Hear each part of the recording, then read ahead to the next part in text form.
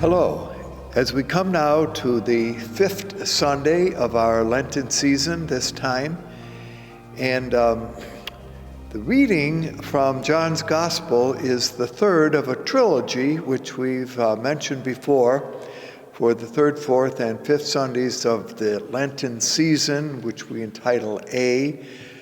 Take stories or accounts from John's Gospel that in their own way somehow reflect, or do not somehow, but reflect our understanding of Christian baptism and the importance of how it makes us members of Jesus' family.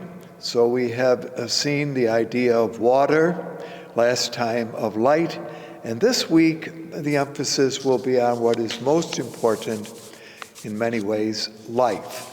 So the three readings assigned for this time. First reading comes again from the prophet Ezekiel, chapter 37, verses 12 through 14. From Paul's letter to the Romans, chapter 8, verses 8 through 11.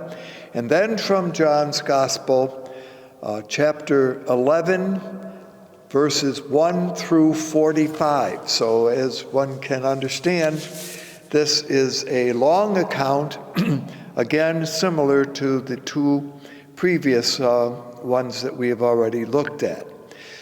This is the story of Lazarus and the raising of Lazarus to or from the dead.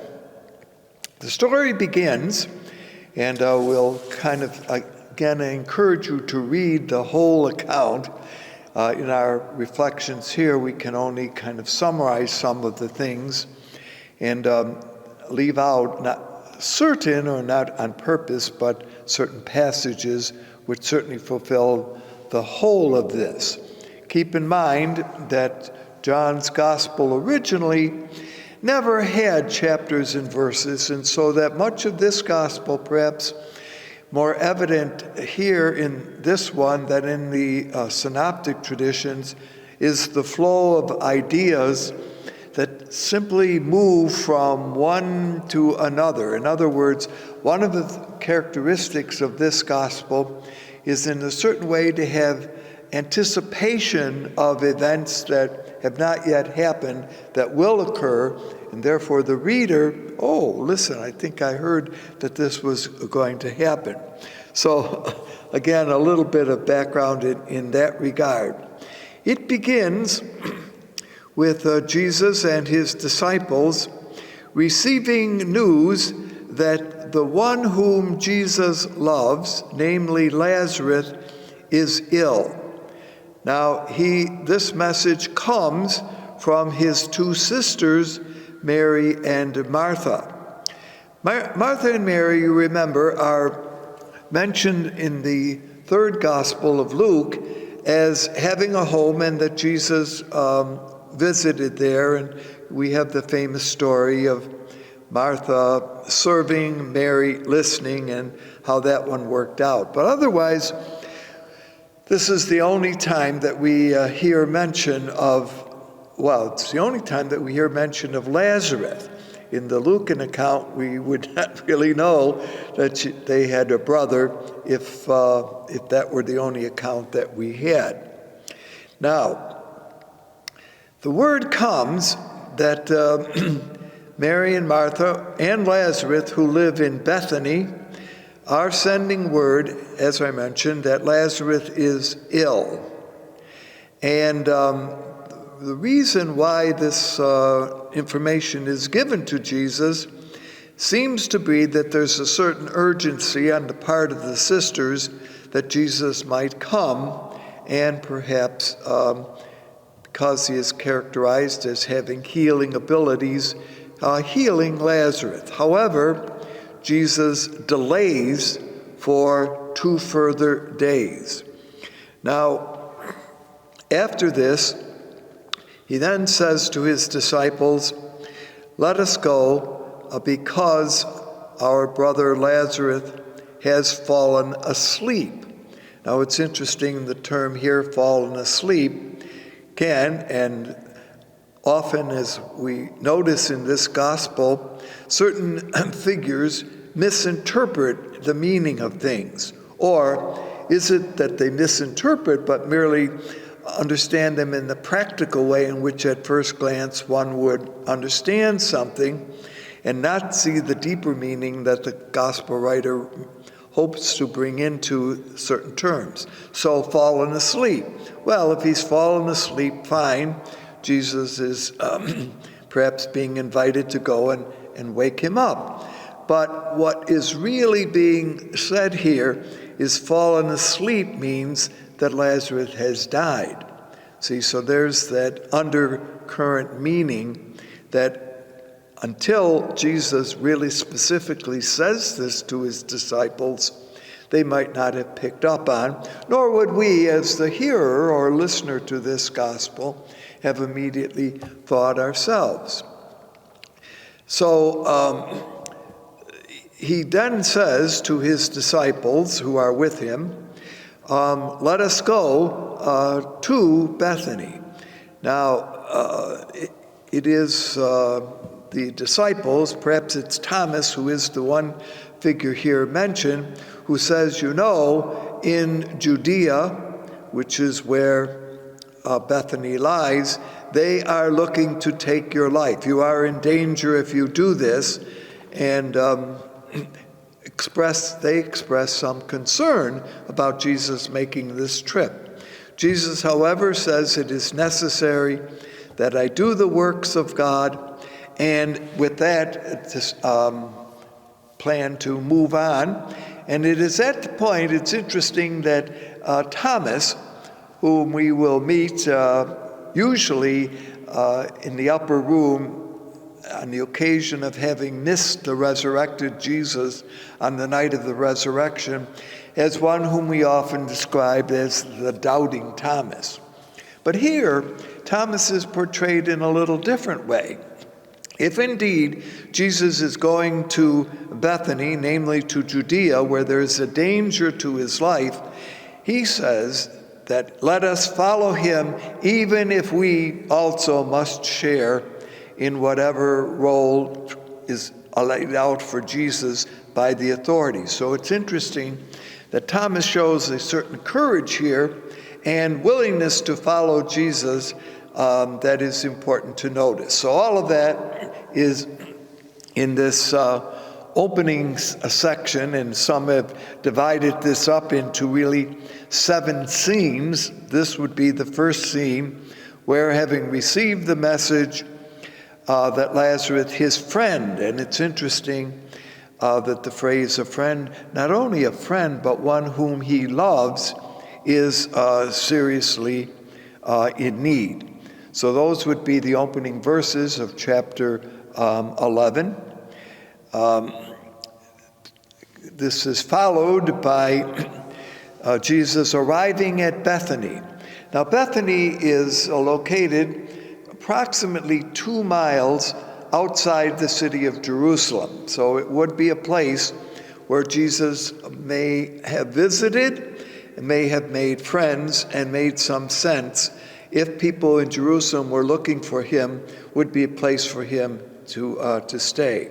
Today, Bethany, which is located on what we know as the Jericho Road, and we've seen this when we talked earlier on in Luke's Gospel, as being one of those important roads leading from the city of Jerusalem down to Jericho, some 24 miles in distance, was an important travel road, but also a dangerous road in a certain way.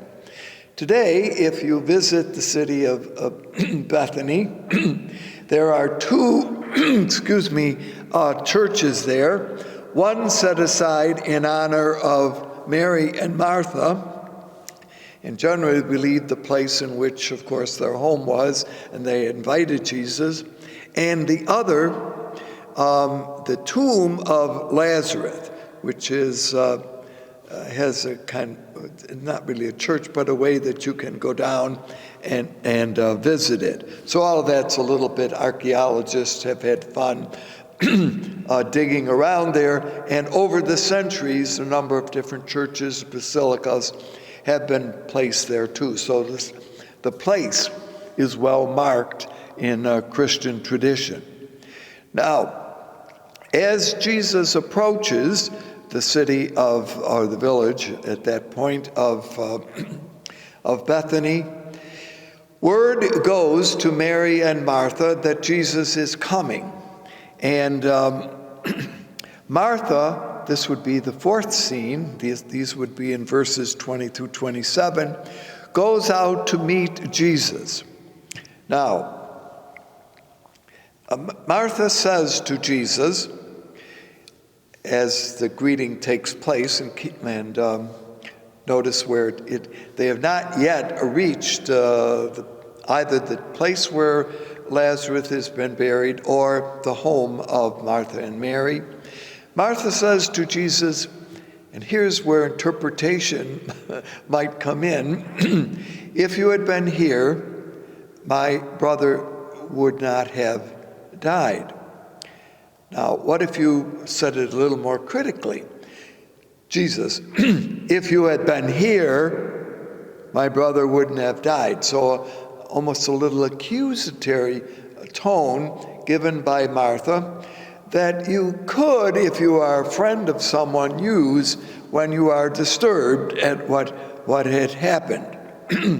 Well, now, as typical of the Johannine tradition, a dialogue breaks out between Martha and Mary because Martha said, even now I know whatever you ask of God, he will give you. So there's a kind of open-ended general confidence that Martha expresses in Jesus, even though what she had hoped for didn't happen. She then says, I know that you can help me. Well, says Jesus, your brother will rise again. Yes, and here is the response that Martha makes. Yes, I know that he will rise again at the resurrection on the last day. So Martha expresses a belief in the power of God. And then Jesus says to her, one of his famous sayings, I am the resurrection and the life. And the one who believes in me, even if they die, they will live. And whoever lives and believes in me will never die. So again, this is certainly characteristic of the fourth gospel. Jesus says to Martha, do you believe this? Now, this is an important moment, and Mary says, yes, I believe that you are the Christ, the Son of God, the one who is coming into this world. Now, if one thinks about it, in the fourth gospel, it is Martha who makes the open proclamation of belief that Jesus is the Messiah. Keep in mind that in the synoptic traditions, in Matthew, Mark, and Luke, it is Peter who makes a similar kind of thing. Who do people say that I am, you remember? And Peter says, you are the Christ, the Son of the living God. So in that tradition, it is Peter who makes this proclamation of who Jesus is as the Messiah. Interestingly, it is here Martha. So although there's a kind of negative overtone in the Lucan tradition where Martha, remember, kind of questions Jesus, here in this gospel makes a rather positive affirmation as to the reality who Jesus is. So that's this little scene, which is an important moment in which profession of Jesus as the Messiah, the Christ, is made by Martha. But still, there is not a full understanding of what she is saying, which was also a characteristic, you remember, of Peter when he had made that acclamation of faith earlier on. So they now move, or do they? Because at this moment we're introduced to Mary. Mary, who is And there's an interesting little observation that had been made here, that Mary was the one who had anointed the feet of Jesus with ointment and wiped his feet with her hair. Now that's all right to say, but that understanding doesn't appear to chapter 12, and we're looking at chapter 11. So this is an interesting example, as I mentioned, of an anticipatory event, something that will happen. And but if the first time hearing it would say, "Oh, really? When did that occur?" Okay, but she now leaves where she has been at home, and there are those with her, members called from Jerusalem, Judeans or Jews, who have been with Mary. And why are they there? Well, because they're there to support her. After all, and sometimes we get the impression that all the Jews were kind of wrong. Well, here are an interesting group who are supportive of Mary, and we also assume of Martha, who was with them in their home, and they go with her, or kind of raise up, thinking what? That Mary is probably going to the tomb, but in fact she goes to greet Jesus. And as she greets Jesus, the same words that Martha had said are said by her. "Lord, if you had been here, my brother would not have died." So she too, and you can see that both of them kind of reflect the same idea. Now, it's interesting here that Jesus is pictured by the fourth gospel as loving these two sisters and their brother. We sometimes never think of Jesus as having personal friends, those to whom he would be in a particular way close. And according to the fourth gospel, these three would certainly fit that category. So much so that later on in this gospel, we are introduced to a disciple who is called the beloved disciple. And a long tradition has seen the beloved disciple as being the author of the fourth gospel, namely John. But what if, indeed, a beloved disciple is none other than Lazarus?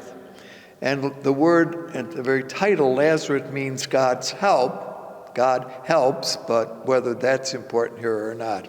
So interestingly, in interpreting this gospel throughout the centuries, different kind of approaches go to understanding certain figures. The beloved disciple is not named to begin with, so therefore you open the window to assigning that person to different persons. Beloved disciple is also pictured as standing at the foot of the cross with Mary on the occasion of his death, so that may rule out this interpretation. But nevertheless, I offer it as, one of the insights that commentators on this gospel bring. Our friend Lazarus has fallen asleep, and at this point, we now get what perhaps is interesting in this way, when we think about Jesus, is 4 descriptions of Jesus' emotional reaction to the death of Lazarus. He says, and this is what the gospel writer includes, Jesus was greatly disturbed in spirit. Now that's an interesting phrase, what exactly that means. But you can see that he was affected by that phrase, by the death of Lazarus. He is troubled himself. So what exactly are the kind of feelings that are going on in Jesus' life? And then what often is cited, you probably have seen this, as the shortest sentence in the gospel tradition, and that's of course because we have done all this numbering and sentencing, we've mentioned it before, but the sentence reads, "And Jesus wept." So we don't often, do we, think of Jesus as doing that. And then it finishes up this little section. Greatly disturbed within himself, he comes to the tomb. All right, so we've had the encounter of Mary and Martha, both of them expressing their concern for the loss of their brother, their concern also accepted by Jesus. Mary takes her grief to Jesus, simply highlights, and I back up a moment here, a sense of loss and disappointment at Jesus for what he has not done. See, so both Mary and Martha, you do have to kind of admit, think the same way with regard to how Jesus should have acted. All right, now he is taken by the sisters. We assume that Mary is also with Martha, to the place where Lazarus has been buried. And apparently there are others. Remember those who had kind of followed Mary when she had left? We assume are also with them. And they say, he saved others. Could he not have saved this man? So there is a certain kind of expectation, if you want, or that is raised by not only the sisters, but also even by those who were accompanying her. They come to the tomb where Lazarus has been laid.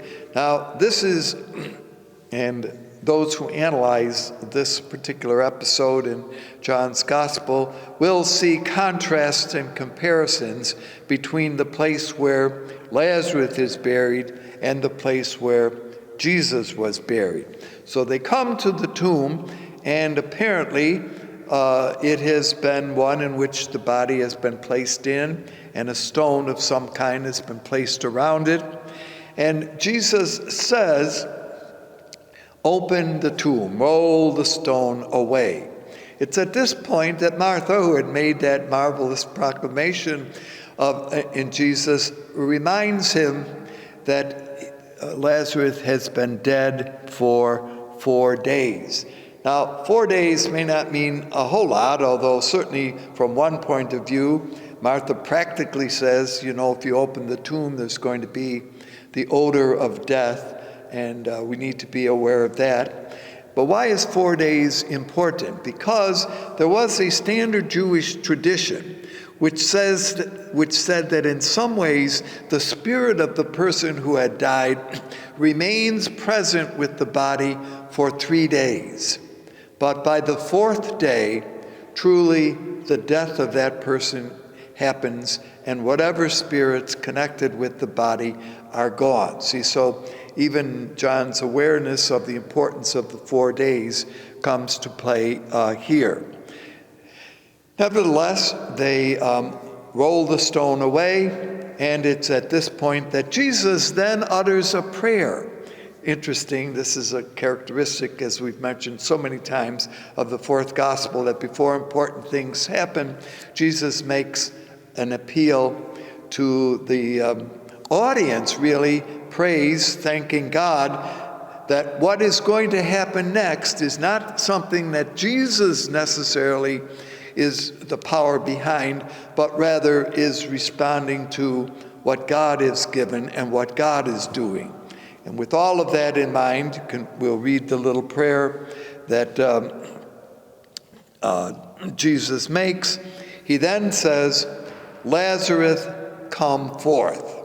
And you get this dramatic scene of Lazarus emerging from the darkness of the tomb into the light. Again, the interplay between light and darkness, characteristic of the Johannine Gospel. And he comes forth wrapped up in the covering that was put around a dead person. And Jesus then says to those around, "Come, go and unwrap him." Now, what's the little allusion here? The allusion here, you remember that on the Sunday of the resurrection, when the disciples namely whom Jesus loved, and Peter come to the tomb. So I'm kind of backing up or moving ahead a little bit. When they entered the tomb, find that the clothing that had wrapped Jesus is neatly folded, one lying at this end and the other at the upper end of the pallet in which Jesus had been laid. So clearly there's a difference here. So what we're looking at here, when Lazarus is called forth by God, by Jesus, by the power of God, is a resuscitation. Certainly Lazarus is restored to human life, but will die again. In the resurrection of Jesus, that is a very different message, certainly, that we receive. So Lazarus here needs help in order to get kind of unwrapped and to come back into life. When it comes to the story of the empty tomb where Jesus had been laid, it is very different. All right, so, and the fact that Jesus calls Lazarus by name. He is his friend. He knows him, and Lazarus therefore responds. Many will kind of go on to anticipate exactly what Lazarus thought. It smiled certain plays. He's being restored to life, coming back to the family. And did he think, this is just an aside, did he think, oh, now I have to live with those girls again and put up with what they do? We'll never know, but there were those who kind of interpreted this. Just as something to notice, this is missing now in the next couple of verses of this episode. Those who were present report to the Pharisees what they had seen. And the Pharisees are very disturbed now. The text says that soon everyone will believe in this man, and the Romans will come and destroy both our holy place and our nation. And it's at this point that Caiaphas, who is announced as the high priest for the year, says, "You know nothing at all. You do not understand. It is better for you to have one man die for the people than for the whole nation to be destroyed." So this is an important kind of a conclusion that happens as a result of the raising of Lazarus. As we conclude, let me give a moment's reflection on Ezekiel 37, which is the conclusion to the verses that precede this, in which there had been the story of the dry bones, in which Israel is pictured having been led into exile, lying in the desert, kind of a desert graveyard as being dead. And the Spirit of God had moved through the bones, and the famous, perhaps spiritual that you've heard, them bones, them dry bones, maybe is something to look at on this particular occasion. It is the wind, the Spirit of God, that brings the bones representing Israel back to life. But it is John, in John's Gospel, Jesus' Spirit who brings Lazarus to life. And so from a graveyard, which is where Ezekiel had seen those bones, and notice here, this story is really set in a graveyard. A tomb is there, and Jesus brings Lazarus to life. "O God," says Ezekiel, "you know that you can do all things," and of course you will. And the Spirit of God is alive in this action. Well, that's the reason for, and this again has been a somewhat brief survey of this famous chapter of Lazarus, Mary and Martha, and Jesus bringing to life. We celebrate on this this final Sunday of the Lenten time, the coming of Jesus, and as he moves now to his journey in Jerusalem. Thank you for being with us. Hope to see you again.